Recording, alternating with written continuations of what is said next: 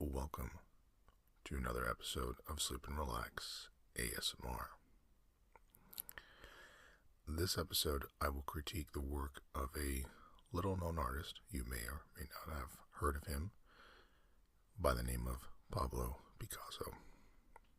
Of course, all joking aside, Pablo Picasso was a Spanish painter, sculptor, printmaker, ceramicist, stage designer, poet, playwright, a whole bunch of different stuff, who spent most of his adult life in France.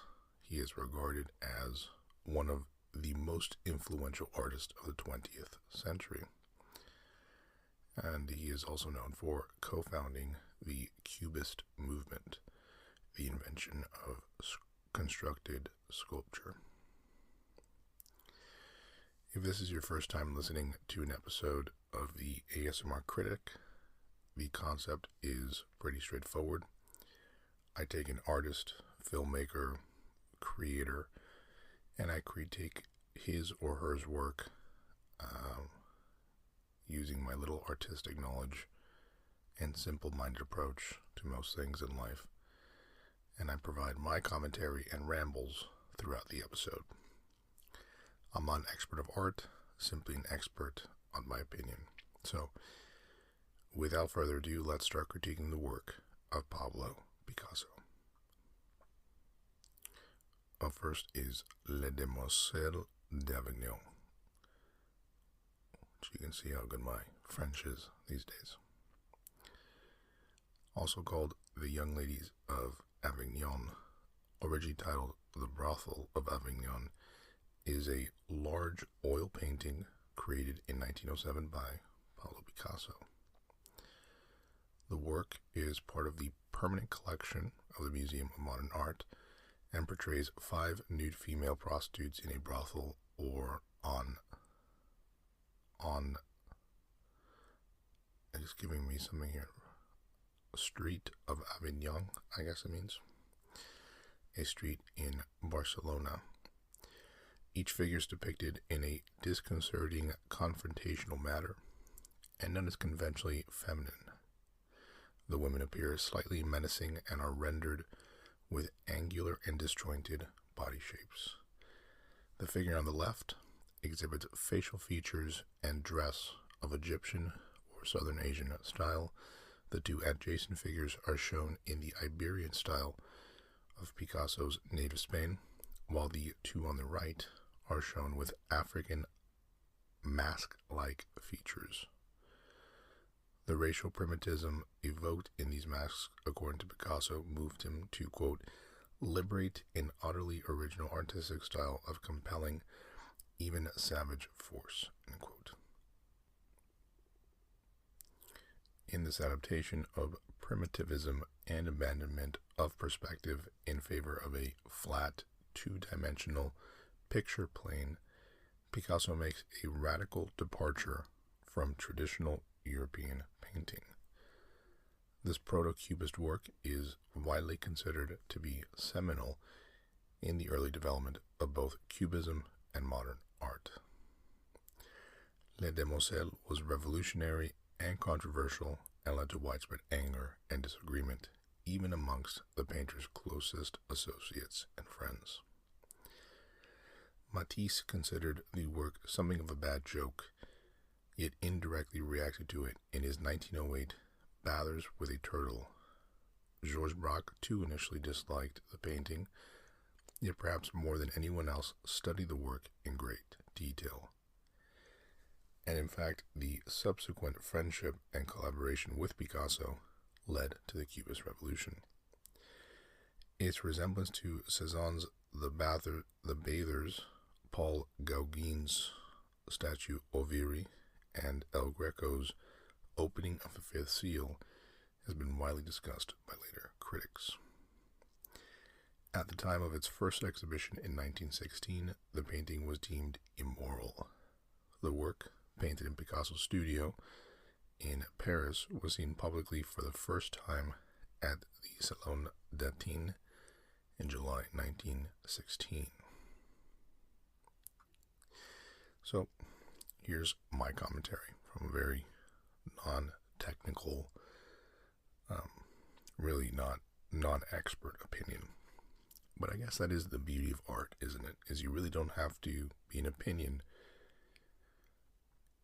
to have an opinion or to discuss work. For me, it's very interesting. I like the use of the colors, the pink flesh contrasting against the silver blue formations. It's definitely unique in that it's vaguely childish in terms of its presentation, and yet very complicated in the sense that it's expressing anatomically correct figures for the most part, that is. So it's abstract, but it's not as abstract as something like Jackson Pollock's work, which we've, already discussed on one edition of the ASMR Critic. So I can say I enjoy it. If I were an art aficionado, I could understand the appeal of hanging this on my wall. But, this is also without the quote-unquote, let's say, moral controversy that accompanied the work when it originally came out. But overall, for me personally, I think it's quite beautiful, and I give it a thumbs up. This episode, we're going to do thumbs up, thumbs down. Up next, we have Guernica. Guernica is a large 1937 oil painting on canvas, by, of course, Picasso. One of Picasso's best-known works, Guernica is regarded by many art critics as one of the most moving and powerful anti-war paintings in history. It is exhibited in the Museo Reina Sofia in Madrid. The gray, black, and white painting, which is 3.49 meters or 11 foot 5 inches tall and 7.6 meters or 25 feet 6 inches across, portrays the suffering of people and animals wrenched by violence and chaos. Prominent in the composition are a gored horse, a bull, screaming women, dismemberment, and flames. Picasso painted Guernica at his home in Paris in response to the bombing of Guernica, a Basque country town in northern Spain by Nazi Germany and fascist Italy, at the request of the Spanish nationalists. Upon completion, Guernica was exhibited at the Spanish display at the 1937 Paris International Exposition and then at other venues around the world. The touring exhibition soon became famous and widely acclaimed, and it helped bring worldwide attention to the Spanish Civil War. In January 1937, while Pablo Picasso was living in Paris on Rue de Grand Augustin, he was commissioned by the Spanish Republican government to create a large mural for the Spanish pavilion at the 1937 World Fair. Picasso, who had last visited Spain in 1934 and would never return, was the honorary director in exile of the Prado Museum. Picasso worked somewhat dispassionately from January until late April on the project's initial sketches, which depicted his perennial theme of an artist studio. Then, immediately upon hearing reports of the bombing of Guernica, as just mentioned, poet Juan Larrea visited Picasso's home to urge him to make the bombing his subject. Days later, on May the 1st, Picasso read George Stier's eyewitness account on the attack, which originally had been published in both the Times and the New York Times on April 28th.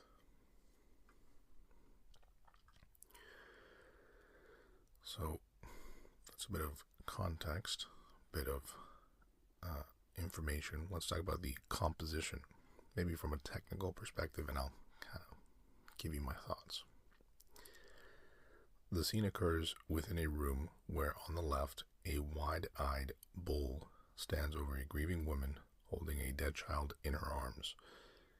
In the center of the room, a horse falls in agony with a large gaping hole in its side, as if it had just been run through by a spear or javelin. The horse appears to be wearing chainmail armor, decorated with vertical tally marks arranged in rows. A dismembered soldier lies under the horse. The hand of his severed right arm grasps a shattered sword from which a flower grows. The open palm of the soldier's left contains a stigma, a symbol of martyrdom derived from the stigmata of Christ. A bare light bulb in the stage of an eye blazes over the suffering horse's head. To the horse's upper right, a frightened female figure appears to have floated into the room through a window and witnesses the scene. She carries a flame-lit lamp and holds it near the bare bulb. From the right, below the floating figure, an awestruck woman staggers towards the center, looking into the blazing light bulb with a blank stare. On the far right, another woman, her arms raised with terror, is trapped by fire from above and below. Her right hand suggests the shape of an airplane. A dark wall with an open door defines the right side of the room. There are two, quote-unquote, hidden images formed by the horse that appears in Guernica. First is a human skull overlays the horse's body, and number two, a bull appears to gore the horse from underneath. The bull's head is formed mainly by the horse's entire front leg, which has the knee on the ground. The leg's kneecap forms the head's nose. The head's nose. A horn appears within the horse's breast.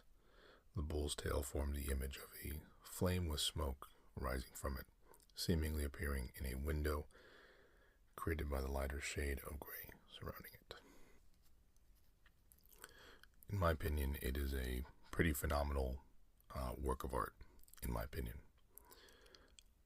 And when you consider its historical context, it makes it more amazing to consider.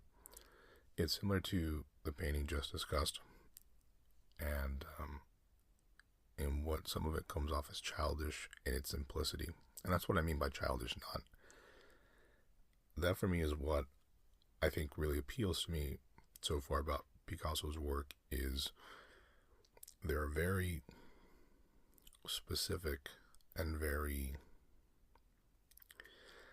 there's a very, let's call it, intentional effort behind some of the symbolism that's there. It's not by accident. It's entirely by design.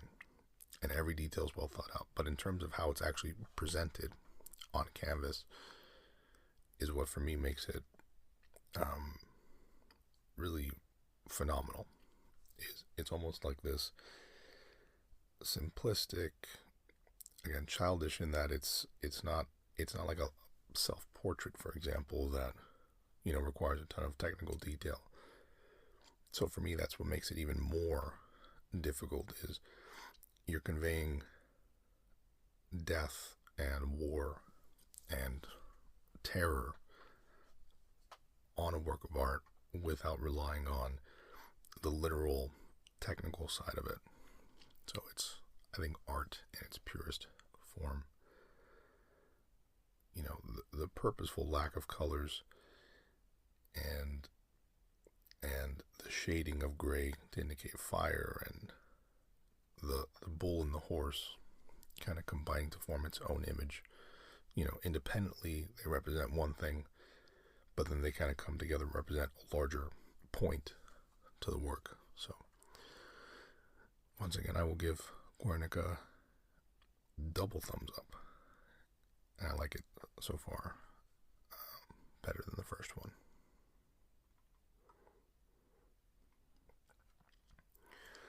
Up next we have Self-Portrait 1901 by Picasso.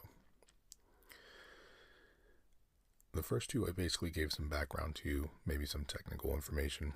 This one I'm just going to look at and give you my initial reaction from looking at this work by Picasso, and then we can jump into some of the technical, historical details and background. for me, it's interesting because the same kind of childish quality that I gravitated towards in the first two examples, the first two works that we were discussing,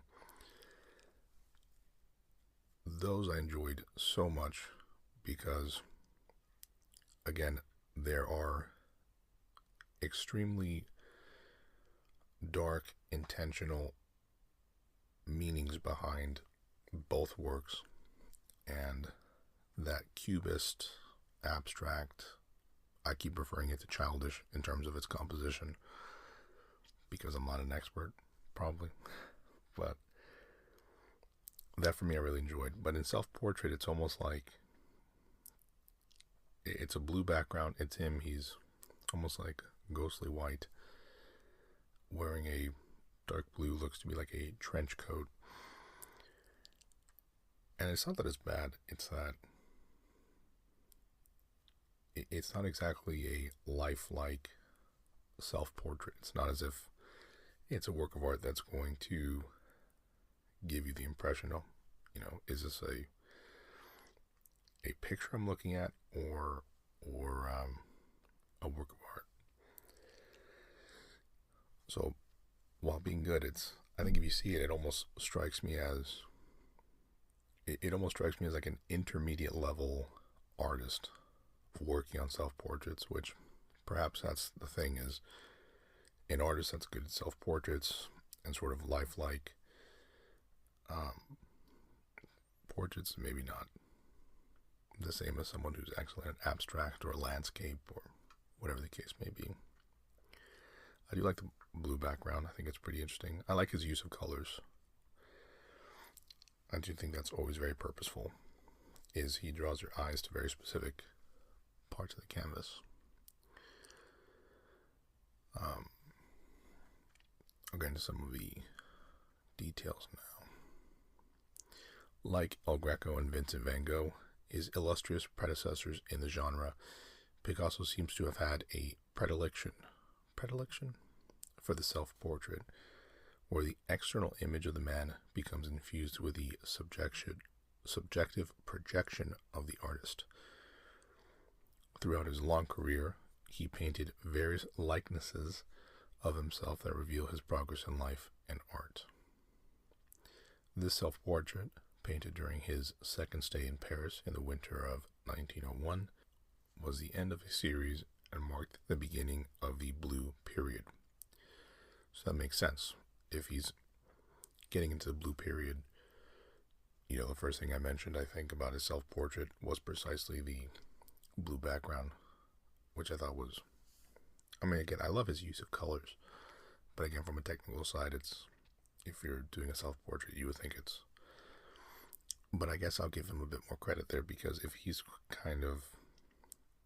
it's, I guess, a loose take on a self-portrait. It's a self-portrait which doesn't just include what he sees in the mirror, but some sort of subjectivity in terms of, I guess, what he feels.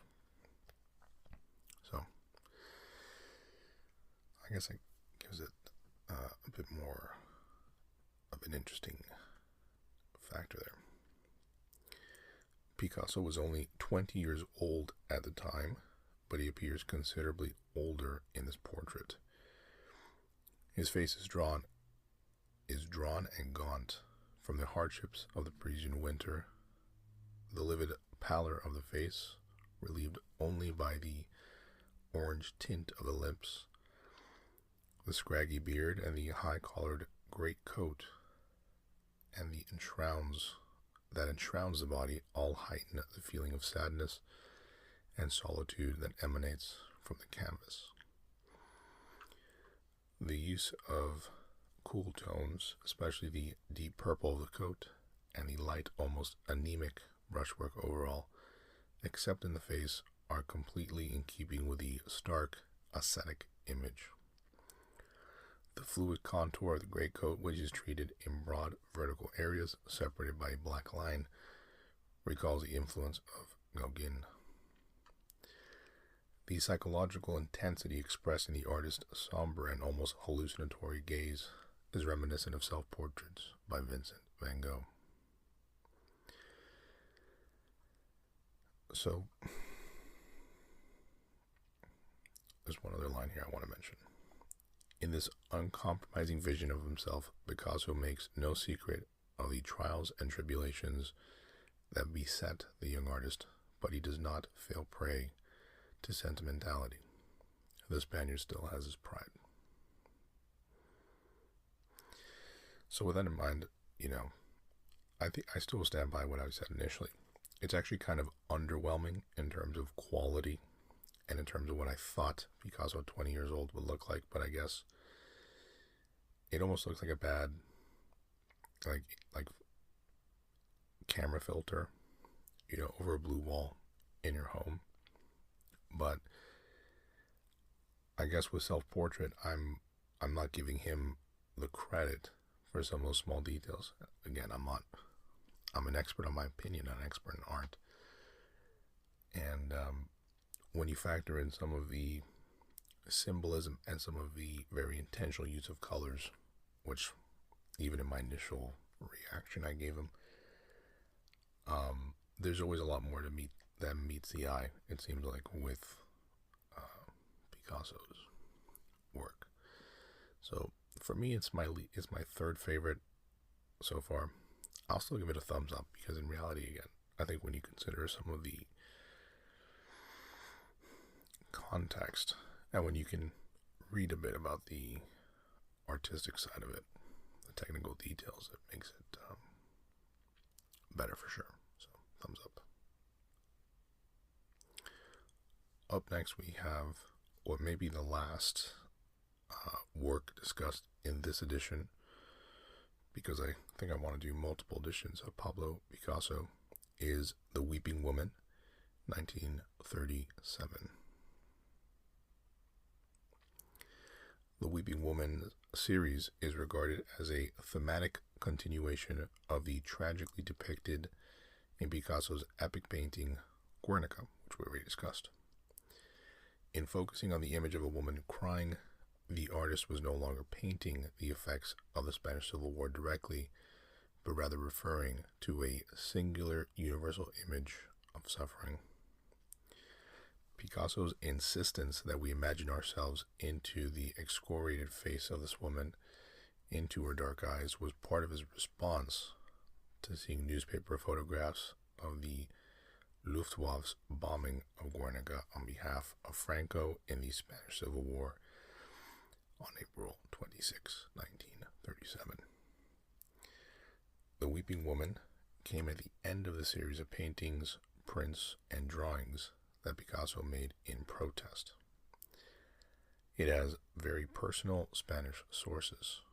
In May 1937, Picasso's mother wrote to him from Barcelona that smoke from the burning city during the fighting made her eyes water. The Madre Dolorosa, the Weeping Virgin, is a traditional image in Spanish art, often represented in lurid Baroque sculptures with glass tears, like the very solid ones that flows towards this woman's right ear. Picasso's father, an artist, made one for the family home. So I would say that this is probably my second favorite work by Picasso so far, just in terms of what appeals to me. It's kind of creepy in terms of its presentation. That's not what I like about it. It kind of looks like a painting you'd see in the background of the movie, like Coco. But in terms of the use of color and how interesting the work is itself, I really dig it. I like seeing art that's complicated, that tells a real story, and even if I can't relate to the story, which in this case he's trying just to appeal to the sense of universal suffering, let's say, but even if I can't fully appreciate the work itself, I like thoughtful works of art. And I guess me being a very simple-minded kind of guy, I want to be able to take something tangible and understand something tangible from a work of art. This was my biggest problem with Jackson Pollock, which is, for the most part, I'm just seeing squiggly lines. with Picasso, maybe I don't understand the bigger picture, but I can certainly extract something that makes me think. So, there you go. Up next, and I do think this is the last one, is The Old Guitarist, 1903. I like this one a lot.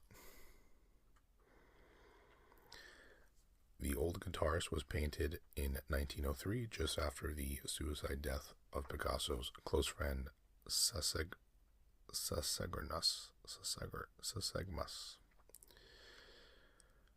During this time, the artist was sympathetic to the plight of the downtrodden and painted many canvases depicting the miseries of the poor, the ill, and those cast out of society.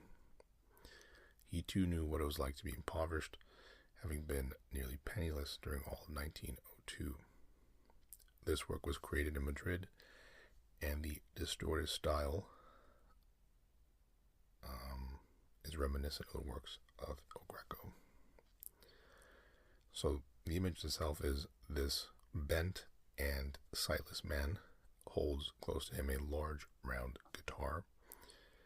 Its brown body represents the painting's only shift in color. Both physically and symbolically, the instrument fills the space around the solitary figure, who seems oblivious to the blindness and poverty as he plays. At the time the painting was made, literature of the symbolist movement included blind characters who possessed powers of inner vision. The thin, skeleton-like figure of the blind musician also has roots in art from Picasso's native country, Spain. The old man's elongated limbs and cramped, angular posture recall the figures of the great 16th century artist El Greco. A perfect companion piece is Wallace Stevens' poem, The Man with the Blue Guitar. The poet puts words to Picasso's belief that art is the lie to help us see the truth. So it's a very somber painting indeed. It's excellent technically. It's better technically than Picasso's self-portrait, let's put it that way. Similar to The Weeping Woman, it's an interesting piece of art that uses color in a very purposeful way to tell a story.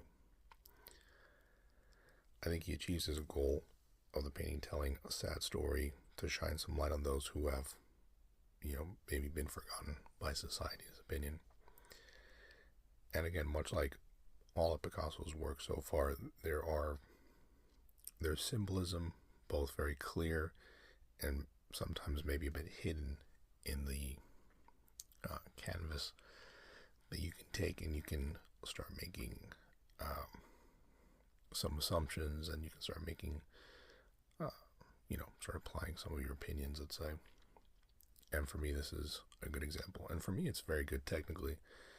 It's a very clear work of art in terms of what you see that has a clear message back, but it also includes some of those, let's call them Easter eggs, that make the work more interesting.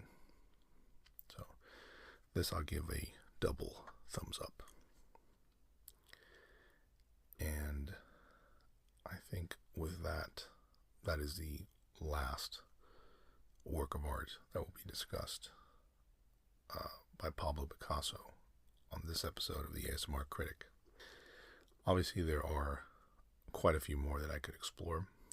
If you want a part 2, just let me know. I'd be happy to make a part 2. Thinking about doing it anyway for Picasso. What are your thoughts on the works I discussed this episode? You can send me your questions, opinions, your own critiques to hello@sleepandrelaxasmr.com. That's all for this episode. Thanks as always for listening, and take care.